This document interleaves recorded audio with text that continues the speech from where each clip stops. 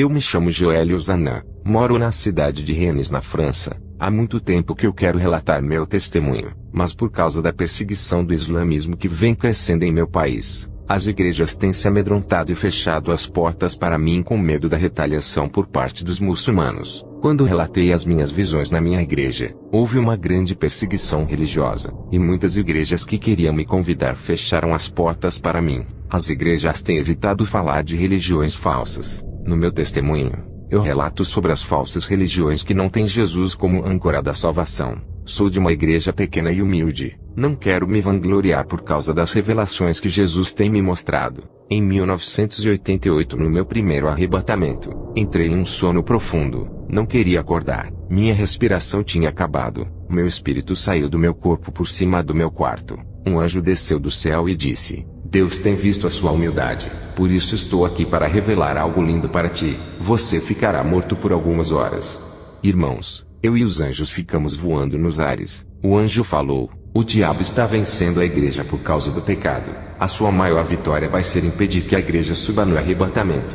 Eu disse ao anjo: eu não quero ser enganado pelos falsos profetas. Não conheço a vida dos irmãos. Não sei o espírito que está operando na vida deles. O anjo disse: olhe para o lado norte.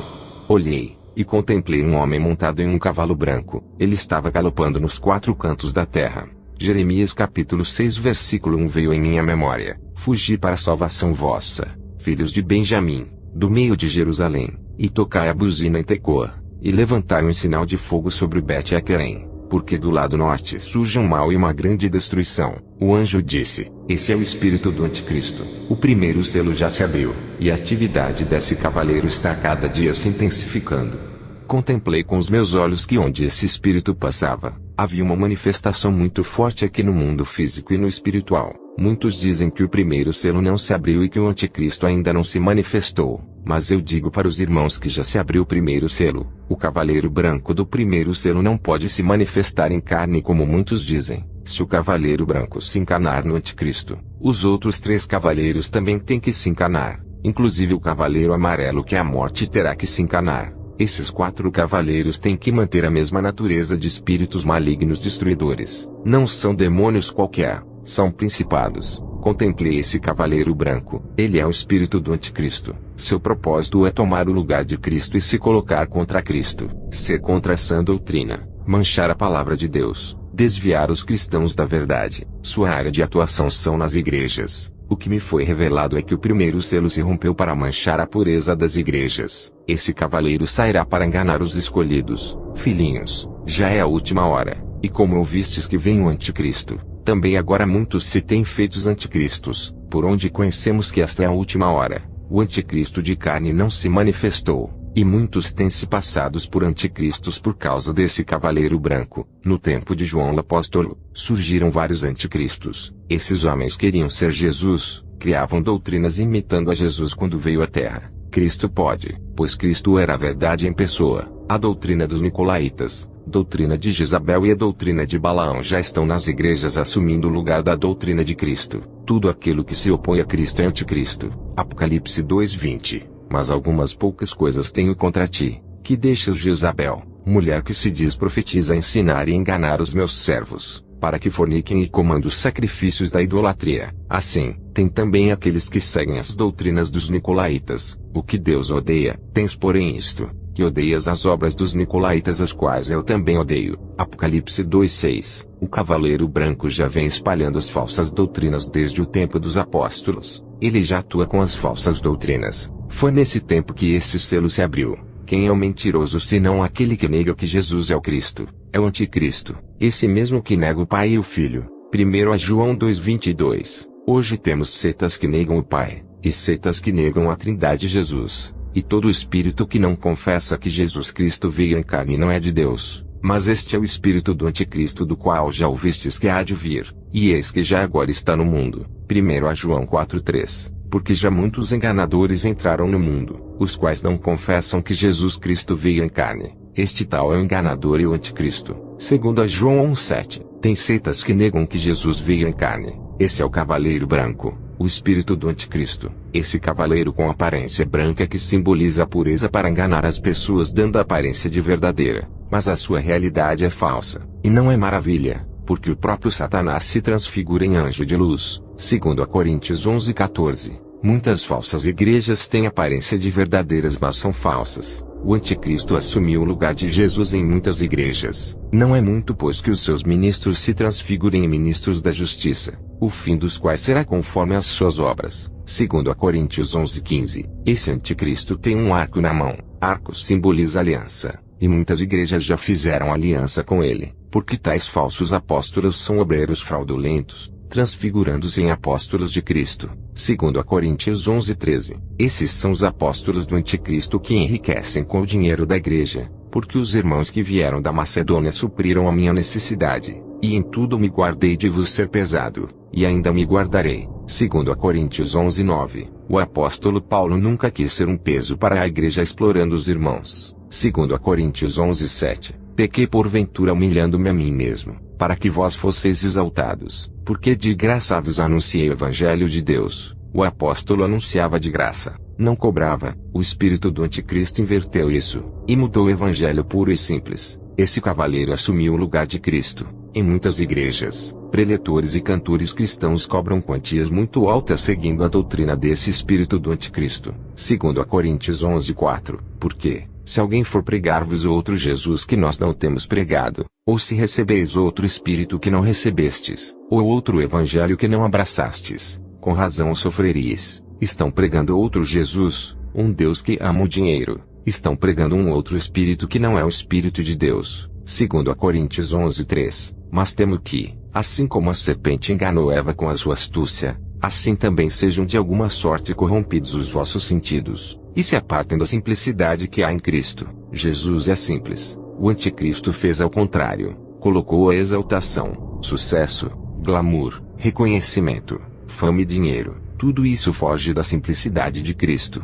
Balaão recebeu grande quantidade de dinheiro para amaldiçoar o povo. Essa doutrina de Balaão está em muitas igrejas. Eles recebem grandes quantias de dinheiro e amaldiçoam o povo com a teologia da prosperidade. 1 Timóteo 6:10. Porque o amor ao dinheiro é a raiz de toda espécie de males, e nessa cobiça alguns se desviaram da fé, e se traspassaram a si mesmos com muitas dores. Mateus 6:24. Ninguém pode servir a dois senhores, porque ou há de odiar um e amar o outro, ou se dedicará a um e desprezará o outro. Não podeis servir a Deus e a Mamon. Mateus 19:24. E outra vez vos digo que é mais fácil passar um camelo pelo fundo de uma agulha do que entrar um rico no reino de Deus. Como Cristo inventaria um ensinamento da prosperidade se ele mesmo pregou contra o apego ao dinheiro? Essa doutrina não pertence a Cristo. Essa teologia da prosperidade foi o espírito do anticristo que usou homens cristãos que têm seus corações voltados ao dinheiro para inventarem essa doutrina. E olhei, e eis um cavalo branco, e o que estava assentado sobre ele tinha um arco,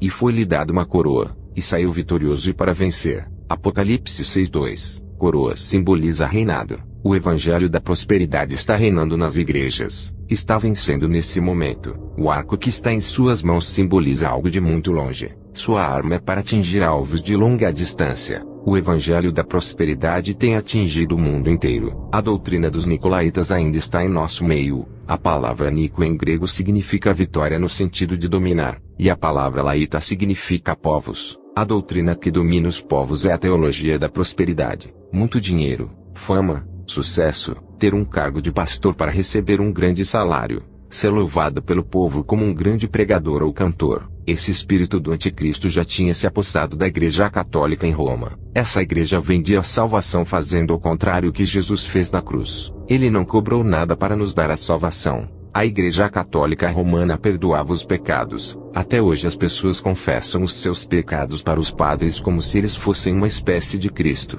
Todo aquele que rouba o lugar de Jesus é contra ele. Logo então tem o espírito do anticristo. O cavaleiro branco do Apocalipse 6 quer roubar o lugar de outro homem montado no cavalo branco que é Jesus. E viu o céu aberto, e eis um cavalo branco, e o que estava assentado sobre ele chama-se Fiel e Verdadeiro, e julga e peleja com justiça, e os seus olhos eram como chama de fogo, e sobre a sua cabeça havia muitos diademas, e tinha um nome escrito que ninguém sabia senão ele mesmo, e estava vestido de veste tingida em sangue, e o nome pelo qual se chama é a Palavra de Deus, e seguiam-me os exércitos no céu em cavalos brancos e vestidos de linho fino, branco e puro. e da sua boca saía uma aguda espada para ferir com ela as nações, e ele as regerá com vara de ferro, e ele mesmo é o que pisa o lagar do vinho do furor, e da ira do Deus Todo-Poderoso, e no manto e na sua coxa tem escrito este nome, Rei dos Reis e Senhor dos Senhores. Apocalipse 19, 11 a 16. Esse cavaleiro que está montado no cavalo branco é Jesus, e tem uma espada que simboliza a palavra da verdade.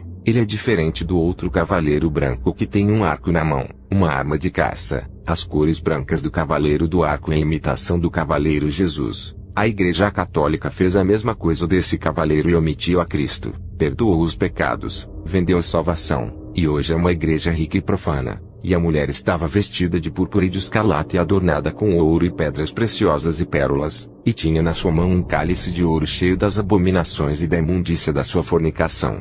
E na sua testa estava escrito o nome mistério, a grande Babilônia, a mãe das prostituições e abominações da terra. E vi que a mulher estava embriagada do sangue dos santos, e do sangue das testemunhas de Jesus, e vendo-a eu, maravilhei-me com grande admiração. Apocalipse 17, 4 ou 6. Assim como João admirou essa mulher se deixando enganar pela sua aparência de poder, assim estão sendo enganados os escolhidos pelas igrejas que pregam a teologia financeira. Mateus 24, 24, porque surgirão falsos cristos e falsos profetas, e farão tão grandes sinais e prodígios que, se possível for, enganariam até os escolhidos. A igreja do Papa que está em Roma é adornada de pedras preciosas cheias de imagens abomináveis, se prostitui com o mundo, e seu passado é triste. Matou muitos homens de Deus, perseguiu, queimou muitos cristãos na fogueira que pregavam contra as suas imundícias. Essa igreja é rica e adornada em ouro. Dela nasceu as igrejas evangélicas da prosperidade que também são ricas. A mesma autoridade divina que um papa tem.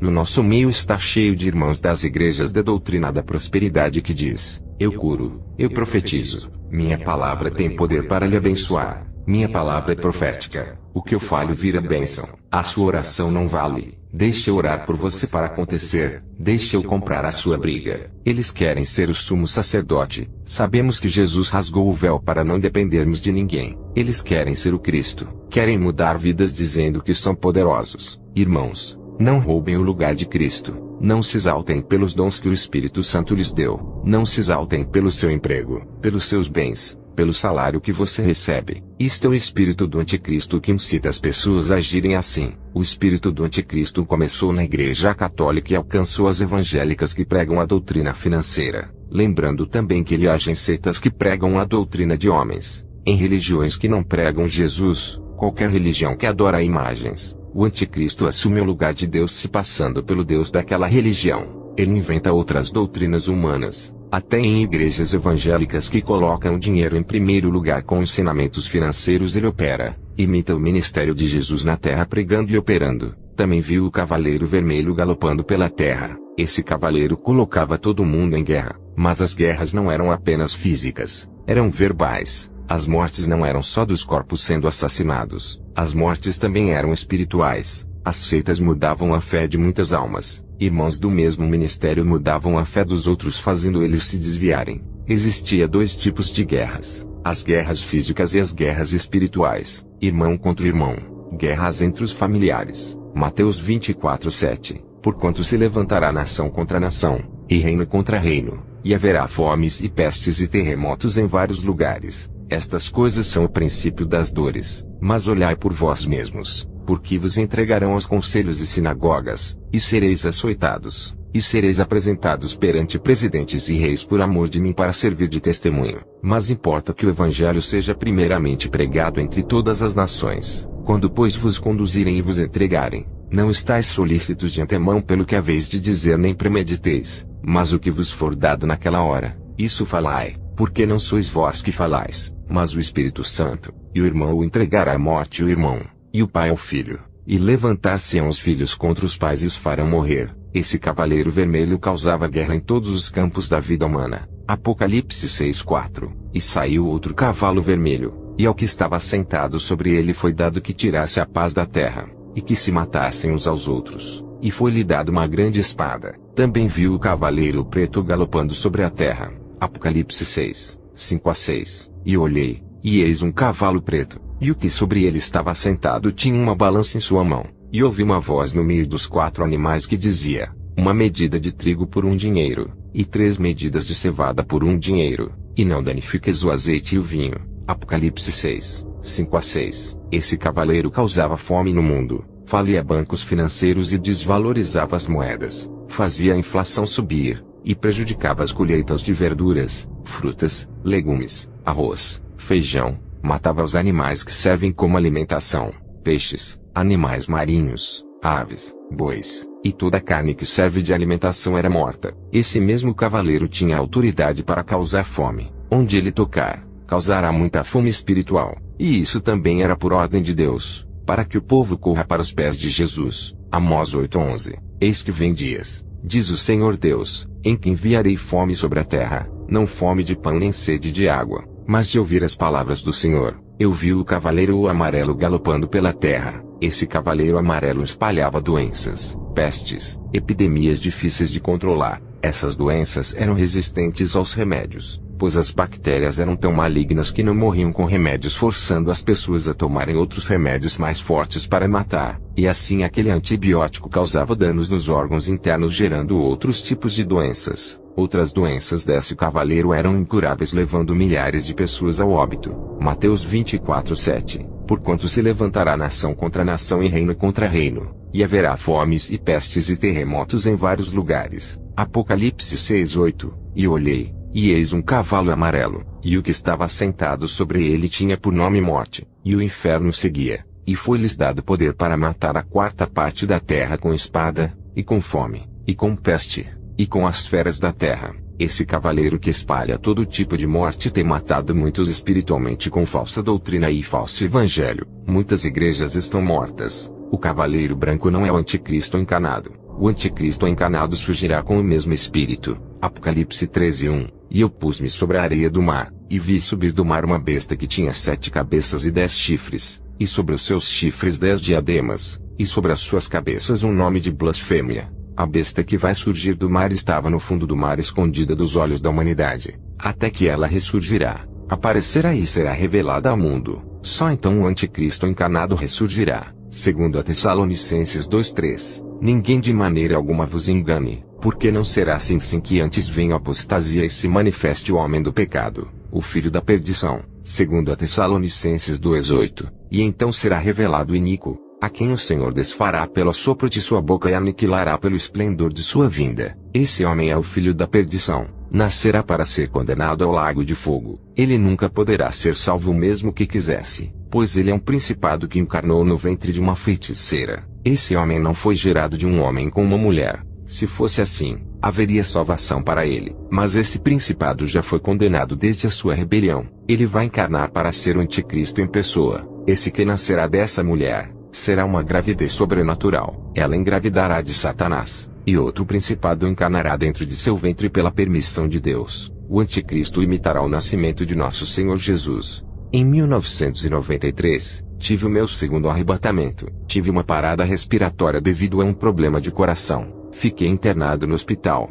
Meu espírito saiu do corpo. Vi um anjo descendo no hospital vindo ao meu encontro. Ele disse que era o anjo Gabriel. Descemos as regiões mais baixas da terra. Um lugar terrível onde não tem ar para respirarmos. Não tem nada de grama, plantas. Uma terra quente mais fedorenta que um lixão. Vi vários políticos, advogados que ocultaram a verdade para absorver a mentira. Vi vários reis antigos. Vi Herodes, Júlio César, Cleópatra, Jezabel e pregadores. Vi muitos homens que eu não conheço fora do meu tempo. Vi vários parentes meus como minha avó, meu tio, meu irmão mais velho que morreu em um acidente de carro. O anjo Gabriel me disse que iria me levar a uma parte no inferno onde as almas não podem ir. Fomos a um lugar tenebroso onde não tinha alma nenhuma. Só havia anjos aprisionados sendo atormentados pela própria atmosfera daquele lugar. Gabriel me disse que esses anjos haviam cometido grandes pecados quando eles estavam na terra. Eles se materializaram em homens, e se deitaram com as mulheres da terra, as quais tiveram filhos desses anjos que eram aberrações da terra.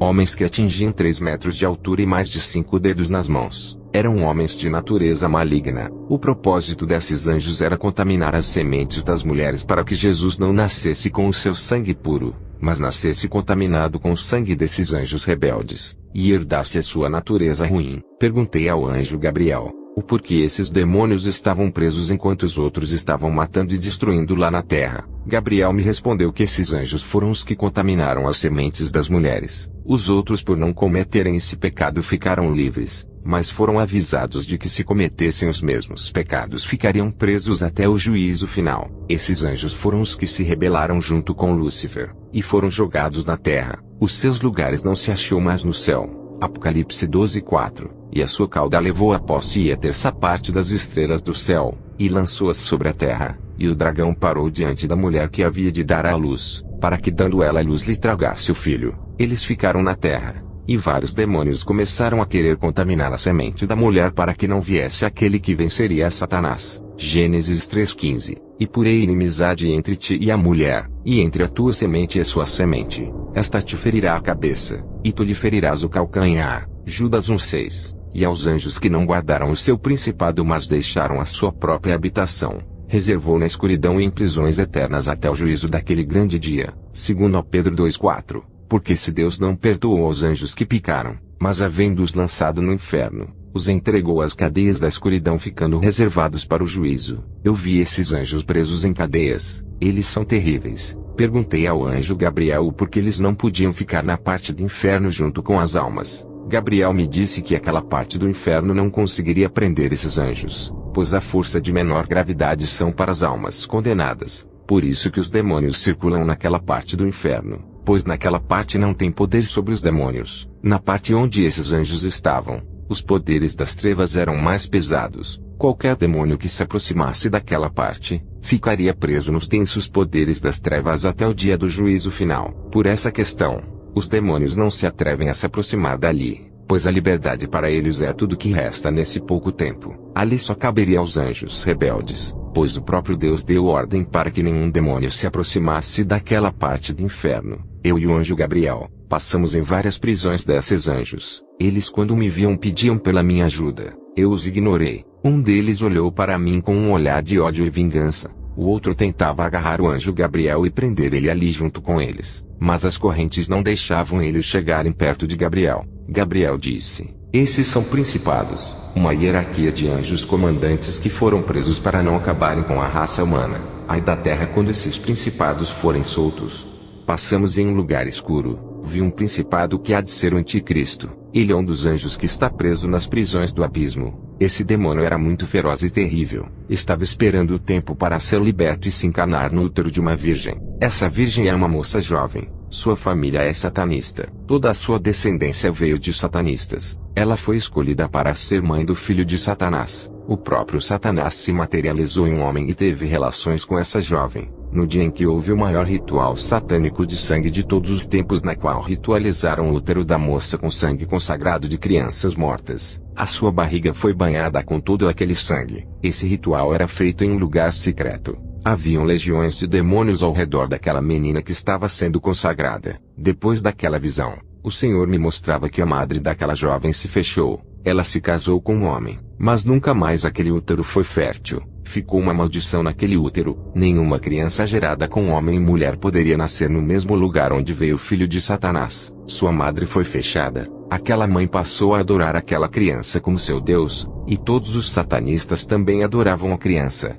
A criança ficava escondida do mundo em um lugar parecido com um deserto. Eu não sei dizer que lugar era aquele. Essa criança não podia ser revelada antes do tempo. A idade seria de 30 anos de idade. Até lá, essa criança ficaria em oculto até ela ser apresentada como o único que poderá colocar a paz no mundo. Essa criança que vi, ainda era um bebê e tinha uma natureza maligna. Não era uma criança comum. Aquele bebê era o filho da perdição. Segundo a Tessalonicenses 2:3. Ninguém de maneira alguma vos engane, porque não será assim, sem que antes venha a apostasia e se manifeste o homem do pecado, o filho da perdição. Segundo a Tessalonicenses 2:8. E então será revelado o iníquo, a quem o Senhor desfará pelo sopro da sua boca, e aniquilará pelo esplendor da sua vinda. Esse homem é o filho da perdição. Nascerá para ser condenado ao lago de fogo. Ele nunca poderá ser salvo mesmo que quisesse, pois ele é um principado que encarnou no ventre de uma feiticeira. Esse homem não foi gerado com um homem e uma mulher. Se fosse assim, haveria salvação para ele. Mas esse principado já foi condenado desde a sua rebelião. Ele vai encarnar para ser o anticristo em pessoa. Essa semente que nascerá dessa mulher será uma gravidez sobrenatural. Ela engravidará de um principado, e outro principado encarnará dentro de seu ventre pela permissão de Deus. O anticristo imitará o nascimento de nosso Senhor Jesus Cristo. O cavaleiro branco não é o anticristo encarnado. O anticristo encarnado surgirá com o mesmo espírito. Em Apocalipse 13:1 diz: E eu pus-me sobre a areia do mar, e vi subir do mar uma besta que tinha 7 cabeças e 10 chifres, e sobre os seus chifres 10 diademas, e sobre as suas cabeças um nome de blasfêmia. Não há salvação para aquela criança que acabara de nascer. O seu destino já foi traçado antes dele nascer, pois esse bebê antes de nascer era um demônio que estava preso no inferno, tinha cometido um pecado terrível, está condenado ao lago de fogo no dia do julgamento. Esse demônio só estava seguindo a ordem de ser o anticristo. A sua pena de condenação já estava escrita desde a fundação do mundo. Esse príncipe é o braço direito de Lúcifer. Ele era o mais próximo de Satanás. No dia da rebelião nos céus, ele foi o primeiro dos anjos depois de Lúcifer a se rebelar e ir para o lado de Lúcifer. Isso fez com que Lúcifer o admirasse e o adotasse como filho, e ele adotasse Lúcifer como pai. Mas algo deu errado. Essa tríplice aliança foi rompida quando esse anjo príncipe foi encarcerado no abismo, e Lúcifer ficou livre na terra, tendo acesso em reinar no inferno e governar a terra. Esse príncipe tem o poder de persuadir pessoas com palavras malignas que entram na mente das pessoas, arrastando grande multidão a segui-lo. Vi preso um outro príncipe, a besta da terra, e era o braço esquerdo de Lúcifer. Lúcifer prometeu para esses dois príncipes que depois da rebelião, que um se assentaria no lado esquerdo e outro no lado direito quando ele ganhasse a guerra final. Esse príncipe tem o poder de operar sinais e maravilhas. Ele não irá encarnar, mas possuirá muitos satanistas para realizar toda a sua obra maligna. Em 1999, o anjo do Senhor me levou para um deserto e me mostrou visões futuras. Vi um anjo com uma chave na mão, e ele abriu um enorme buraco, e uma legião de demônios saíam de dentro. Quando uma parte da terra se abriu, uma fumaça saiu de dentro do chão e escureceu o dia cobrindo o sol. As trevas daquele poço negro invadiam o planeta. O mundo foi tomado em trevas. Parecia que a terra tinha virado um inferno. A escuridão e todas as forças das trevas haviam invadido a terra. Os anjos que estavam aprisionados estavam livres na terra para causar danos. Esses demônios estavam presos no poço, e estavam livres juntos com as legiões que já vinham destruindo a raça humana desde a fundação do mundo. Igreja, por favor, eu peço a vocês, vivam uma vida santa, não queiram ficar nessa terra. Eu peço a vocês, façam de tudo para subir no arrebatamento. Lute pela vida eterna. A minha alma chora quando eu conto essa visão. Foi terrível, chocante demais para os meus olhos. Eu vi os demônios do inferno invadindo a terra para causarem grande sofrimento.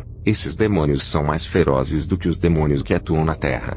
Nem os demônios que eu vi fazendo as almas no inferno sofrerem são tão terríveis como esses demônios. Eles estão presos por serem terríveis, e vão ser soltos para executarem o juízo de Deus na terra. Eles são a cavalaria do inferno. Eles tinham a cauda gigante cheia de veneno desde a ponta da cauda até o começo da cauda. O poder desse veneno que eles soltavam de suas caudas era uma quantidade 1000 vezes mais do que a de um escorpião normal. E a dor de uma picada desses cavaleiros eram piores do que os das cobras picando ao mesmo tempo. Esses cavaleiros estavam presos em uma parte do abismo esperando serem soltos. Eles faziam parte dos anjos, e foram presos pelas suas abominações. O anjo me mostrou a visão de várias pessoas caindo no chão e se tremendo, parecendo que tinham tomado um choque elétrico. Essas pessoas ficavam espumando pela boca por causa do veneno. Ninguém sabia o que estava acontecendo. Afinal, esses cavaleiros diabólicos são espíritos e não havia como vê-los. Os hospitais recebiam muitas pessoas que tinham esses ataques parecendo convulsões.